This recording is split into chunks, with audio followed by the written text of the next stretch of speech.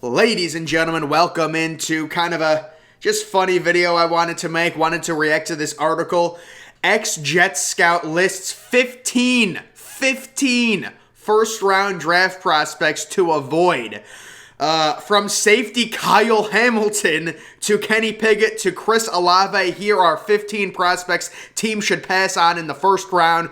So I'm going to go through this list and then basically just say if I agree or disagree with this list. Apparently there's 15 prospects in like the first round that this dude's saying are going to be busts. So the first one, I have to say, I like how this article is starting off. Kenny Pickett. I've never been a big fan of Kenny Pickett.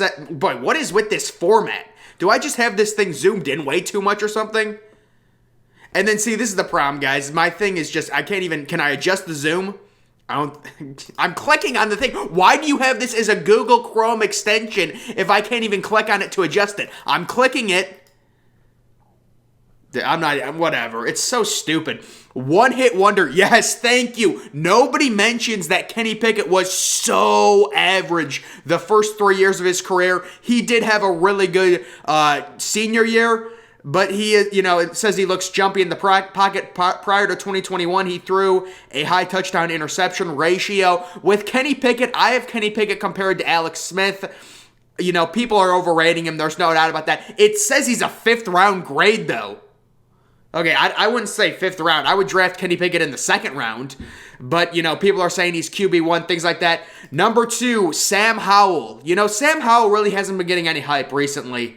He hasn't been getting a lot of hype due to not being at the combine. A run-first QB in this year's Zach Wilson, only without Wilson's 4.4 40 speed and ability to improvise. Howell runs a 5. Why is he obsessed with QB 40 times? Average 2.7 yards per attempt. Sam Howell's a really interesting guy. I would say the problem with Sam Howell, it's just the consistency. Perfect NFL comp for Sam Howell, Baker Mayfield. He probably has the best arm in this class in terms of just talent. Not the best arm strength, that's Carson Strong, but arm talent, Sam Howell. But yeah, he's been such a letdown. No, Chris Olave, they have Sam Howell as a 5th to 7th rounder? A bust waiting to... No, he's not a 5th to 7th rounder. Chris Olave, okay, let's see this. Coasts on natural ability and only cares about making the big play, highlight, splash play. Easily gets rerouted and gives up if he's not the intended receiver. Routes tend to look sloppy and struggles to create separation at intermediate route level. Yak is average looking. So the one knock on Chris Olave is his size. He's a very small receiver, and it seemed like he shied away from contact at the college level, which is not a good sign when it comes to the NFL. And I was having a few doubts. I'm an Ohio State fan. I personally think Garrett Wilson is going to be a better pro than Chris Olave, but I was having doubts with Chris Olave. He was like 24th or 25th on my big board. Then I saw him at the combine. Just completely light it up. That 40 was perfect. A 4.39. So fast, so smooth. And now he's up to number 16th on my big board. What they're saying here is basically the summary, he's a smaller receiver. He's a smaller receiver that shied away from contact at the college level, so he's really going to have to bulk up if he wants to be a good NFL receiver. But he has that smoothness, that ability to separate. See, this is ridiculous. Routes tend to look sloppy, and he struggles to create separation at the intermediate level. That's nitpicking. Chris Olave does create good separation, and he has the speed. We just saw his 40, sub 4.4. 5th round. This is a troll article.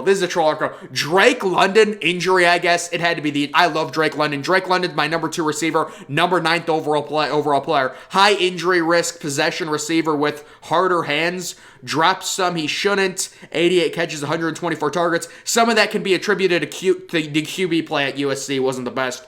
Struggles when contested, and his yak is nothing special. London came up hobbling a couple times before finally breaking his ankle last season. That's not very nice. Anything but a deep threat. 4th to 5th round. No. Drake London is like Michael Thomas. They would say the exact same thing about Michael Thomas. Literally the exact same thing coming out of college. You cannot judge receivers based on that. Drake London is a really Big, good target for the quarterback. He's a bigger receiver. That's what he is. He's more of a possession receiver, but he's going to be an absolute stud at the next level. The only thing you could say is injury, and obviously he's not going to be fast. The dude is like 6'4". He's not going to be fast. Evan Neal. Mikael Becton 2.0. No. This dude is a sure thing. He was 390 pounds in high school, but has trimmed down to 351. Will he stay there after he gets paid? That's useless speculation. That is horrible. Second round they have a grade on Evan Neal. Evan Neal is one of the most sure things. I think Evan Neal at worst will be Cam Robinson, who was also a tackle at Alabama. At worst, that's what Evan Neal will be. This is just speculating on his height, on his weight going back up to 390 after he gets to the NFL? Like, what is that?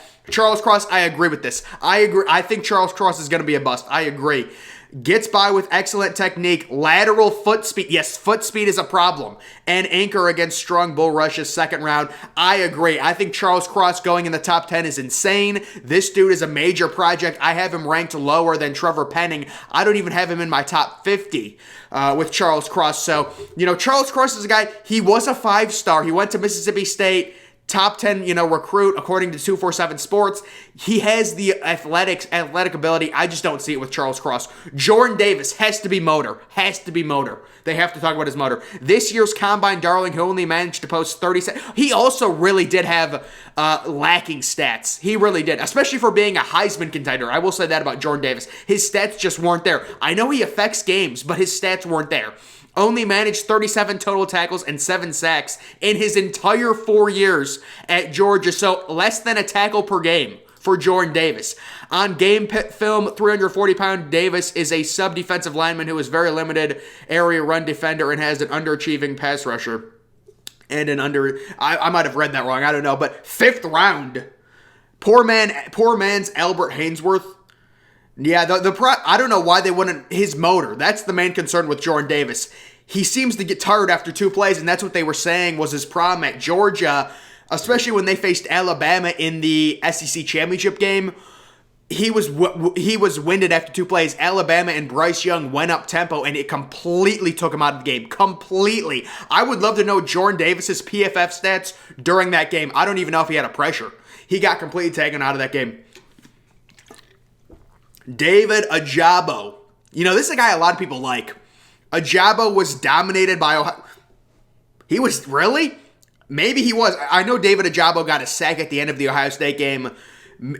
Yeah, I don't know if he was dominated by Ohio State. And he tends to only get the easier kinds of sacks in general. Ojabo does not show the necessary speed or power. I think he has the speed. Power, we'll see. To me, that's nitpicking. 4th round, that's ridiculous. But yeah, I don't think he was dominated by Ohio State. He got a sack at the end. I know that. George Karlaftis is ridiculous. George Karlaftis is an absolute huge bully. He is my number 2 overall player on my big board. He is a freak from Greece. George Karlaftis. Relentless and uses his hands well. Okay, then why is he a bust? Lacks elite speed. We understand that. He's huge and has stiffness in his hips that causes him to whiff sometimes in the pocket. Passive versus run. Okay, those are legitimate criticisms, but I don't know how you can give him a 2nd to 3rd round grade. I have no clue. Jermaine Johnson, agreed. I have Jermaine Johnson as a bust. A high opportunistic hustler with average speed. He has above average speed, but I agree. This dude's like a hustler. He's an effort player. I don't see how he can be a top 10 to a top 15 pick. Maybe late in the 1st round for a playoff team looking for some pass rusher help, but yeah, I've seen him mocked as high as like number 7 overall, 9 overall. It's ridiculous. Jermaine Johnson is not that good. I would have him on one of my, bust boards, honestly. This kid, Boye Mafe from Minnesota. So this is one of those kids, all athleticism, no production. I hate kids like this. It was the same thing Jason Owe was. Now, Jason Owe did prove me wrong at Penn State. He had 0 sacks at Penn State his junior year, and then he had a really good rookie year with Baltimore. Either wins through the back door of the pocket or in a foot race. Easy for NFL tackles to prepare for. He's got upside. Yeah, he's raw. We know. He's all athleticism, no production. But teams like that, especially start of the second round, they have him as a third-round grade. His grade is like second round. I don't know how you would call him a bust if you give him a third-round grade and his grade's a second round. Derek Stingley Jr., injury concern, high injury risk. His last interception was in 2019. Yeah, but it doesn't matter. The thing I always say about Derek Stingley Jr., he probably had the best true freshman year I've ever seen a cornerback have. Transitioning from being a high school cornerback to a college cornerback, it's one of the hardest positions to transfer to or transition to and be successful right away. It's extremely rare to see a true freshman starting corner at a major university. Stingley Jr., if he was healthy and put up good seasons 2020 and 2021, he would be a top 3 pick. He'd be Jeff Okudah. Jeff Okudah was picked 3rd overall. Jeff Okudah didn't even play as a true freshman at Ohio State. This kid is a freak athlete. He's a beast, but he has some major injury concerns. Yeah, his last interception was 2019, but there's also speculation. LSU's been crap the past 2 years. Maybe he just didn't want to play. And maybe his advisors, his agent said, look, just sit out. The team's not good. They're not going anywhere. You're going to be a first-round pick no matter what. Maybe that's it. Daxton Hill, number 13, as a bust. A 4-3 nickel with tightness in his hips and limited reps at safety, excels at blitzing. Receivers for Wisconsin, Penn State, Ohio State, and Iowa caught almost everything against him. I think there's some concern with Daxton Hill. Is he a cornerback? Is he a safety? But him as a late first-round grade, I would take Daxton Hill late in the first round. He's a player. That's a former 5-star. Where do they have him picked? 3rd round? No, he's a late first-rounder. Here's Kyle Hamilton. I have no clue why Kyle Hamilton would be on this list. An athlete with elite range who had a knee injury that sidelined him. The injury concern would be the only thing. Plays like he does not love the game. That's cringe, man. Come on. 15, Christian Watson, North Dakota State. Come on. 4th to 7th round? The 34th ranked FCS really? You're not gonna, you can't judge it based on how many yards he had. Look at his quarterback in FCS play, who despite his force, that's a crazy 40 time for a dude that's 6'5". He's 6'5", I think.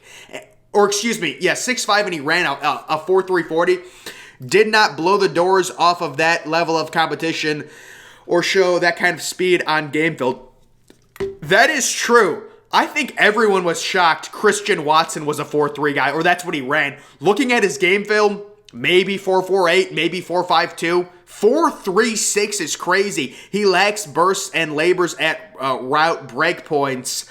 He's definitely an interesting project. No, I would say Christian Watson, good value in the 3rd or 4th round. I've had Christian Watson fall to me when I do these 32 mock drafts in 32 days. He falls to me in the 4th round. Sometimes I take him just because he has the elite combination of speed and size. But I do agree with this scout. He didn't show it at the FCS level in terms of his speed. He did not look like a 4.3 guy at all, according to his tape. Some guys are just so fast straight line. I guess he's one of them. So we'll have to see. But this was just a fun article. A bunch of dudes on this list. Some of them I agree with. Others I don't like. Olave, I think he's going to be a stud. Drake London, I think he's going to be a stud as long as he doesn't get injured. Pickett, I agree with. I agree with Pickett. I have Pickett as my QB5 right now. But I would say drafting Pickett in the 2nd round is perfectly fine. This dude has a fifth round grade on him. But I don't know. That's just his grade. He's going to get drafted a lot higher because he's a quarterback. But I just thought this would be a fun article to do with 15. A lot of these guys aren't even first. Christian Watson's not a first-round draft prospect, so a little bit clickbaity there. But, guys, that's going to do it for this video. Make sure you are following me on Twitter. Link to that's always in the description. I'm, of course, the Depressed Ginger. Thank you for watching.